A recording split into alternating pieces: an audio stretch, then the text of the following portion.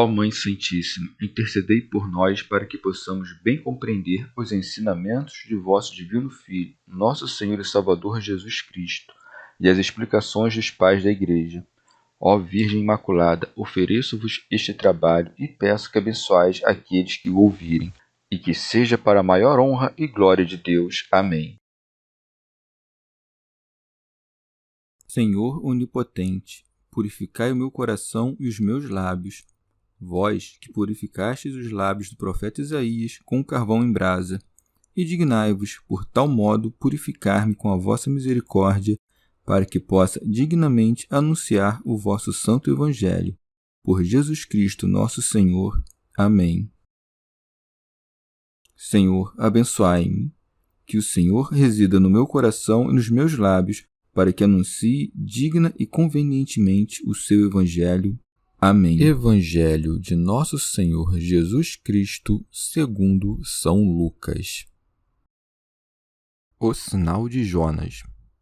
Como as multidões se aglomerassem, Jesus começou a dizer: Essa geração é geração má. Procura um sinal, mas nenhum sinal lhe será dado, exceto o sinal de Jonas.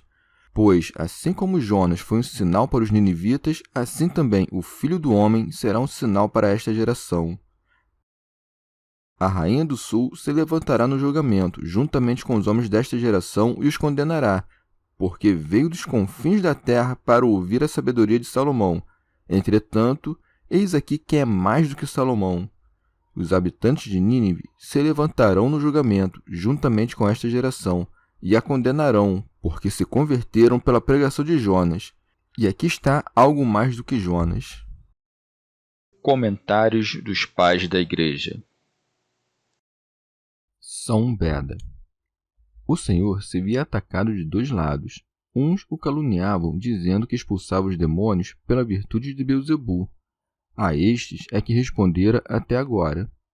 Outros, tentando-o, pediram-lhe um sinal do céu. A estes começa a responder a partir de agora. Daí que siga. Como as multidões se aglomerassem, Jesus começou a dizer: Essa geração é geração má. Santo Ambrósio. Palavras estas que indicam que o povo da sinagoga começa a desfigurar-se no momento em que a bem-aventurança da Igreja passa a ser louvada. Ora, assim como foi Jonas um sinal para os ninivitas, assim será o Filho do Homem para os judeus. Daí que siga. Procura um sinal, mas nenhum sinal lhe será dado, exceto o sinal de Jonas. São Basílio. Um sinal é qualquer coisa posta à descoberta que contenha em si a manifestação de alguma outra coisa oculta. O sinal de Jonas, por exemplo, representa a descida de Cristo aos infernos, sua ascensão e ressurreição dos mortos. Daí que esteja acrescentado: Pois, assim como Jonas foi um sinal para os ninivitas, assim também o Filho do Homem será um sinal para esta geração. São Beda. Nosso Senhor lhes concede um sinal, não dos céus, que eram dignos de ver, mas do fundo do inferno, o sinal da encarnação e não da sua divindade, o sinal da paixão e não da sua glorificação. Santo Ambrósio. A figura de Jonas, do mesmo modo como é um sinal da paixão do Senhor, é também um testemunho dos graves pecados que cometeram os judeus. Nele podemos notar tanto a profecia da divina majestade e o juízo da divina piedade, pois o exemplo dos ninivitas tanto nos pressagia a pena quanto nos indica o seu remédio. Daí que nem mesmo os judeus devam desesperar o perdão, desde que queiram fazer penitência. Teofilacto Diócrida.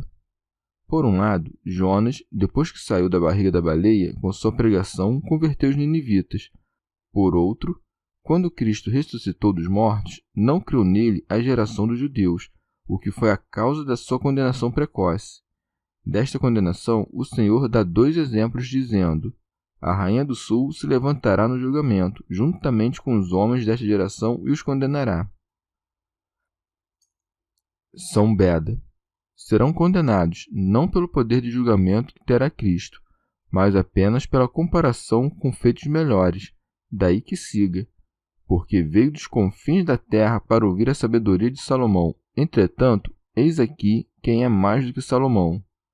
Nesta passagem da Vulgata, a palavra ik não é o pronome este, mas o advérbio de lugar aqui, e significa: está na vossa presença e vive no meio de vós alguém que é incomparavelmente melhor do que Salomão.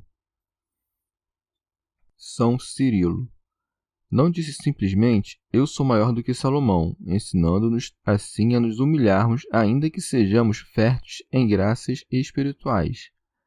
E como se dissesse, veio com pressa uma mulher bárbara para ouvir Salomão e percorreu longo caminho para aprender a ciência das criaturas visíveis e os poderes das plantas.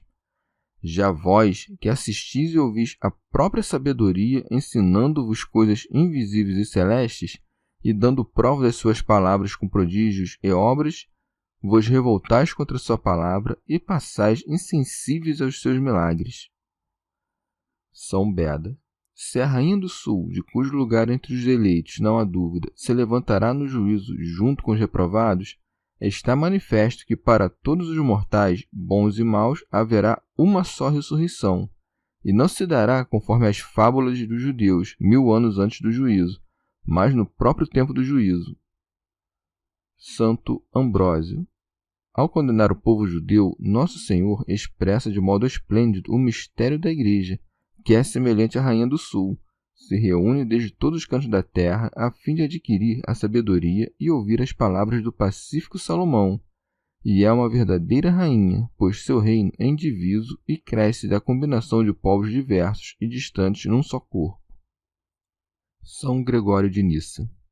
Assim como a rainha do sul era rainha dos etíopes e vinha de um reino distante, do mesmo modo, a igreja dos gentios, no princípio, era negra e afastada do conhecimento do verdadeiro Deus.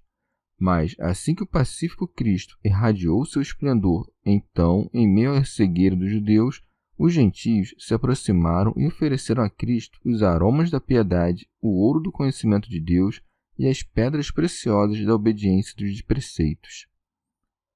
Teofilacto Diócrida. Ou ainda, é porque o sul é louvado na Escritura por ser quente e vivificante.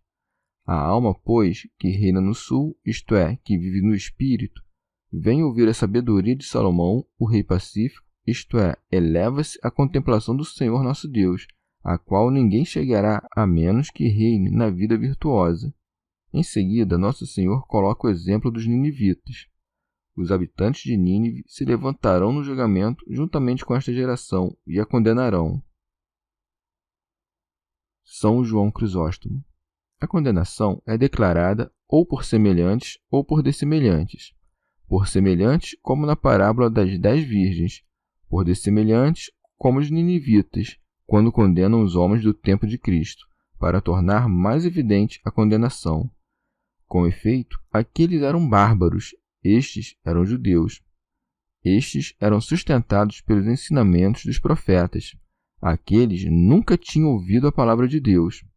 Aqueles, Deus enviou um escravo, a estes, o próprio Senhor. O escravo proclamava a destruição de Nínive, o Senhor anunciava o reino dos céus. A qualquer um, portanto, está bem claro que os judeus tinham mais motivo de crer. O que aconteceu, todavia, foi o contrário. Daí que é crescente, porque se converteram pela pregação de Jonas, e aqui está algo mais do que Jonas. Santo Ambrósio. Em sentido místico, a igreja consiste de duas coisas: ou em não saber pecar, o que tem a ver com a Rainha do Sul, ou em deixar de pecar, o que tem a ver com os ninivitas penitentes. A penitência, afinal, apaga o pecado, e a sabedoria se previne dele. Santo Agostinho. Lucas conta isto no mesmo lugar que Mateus, mas numa ordem um pouco diferente. Mas quem não há de perceber que é supérfluo indagar em que ordem o Senhor terá dito essas coisas? Pela altíssima autoridade dos evangelistas, com efeito, devemos saber que não há mentira nenhuma em relatar os ditos de alguém em ordem diferente do que foram proferidos, uma vez que a ordem não faz diferença na realidade da coisa, quer tenha ela se passado na ordem de Mateus, quer na ordem de Lucas. Chegamos ao fim de mais um dia de comentários da Catena Áurea. Muito obrigado por ficarem até aqui, que Nossa Senhora derrame suas graças sobre nós e até amanhã.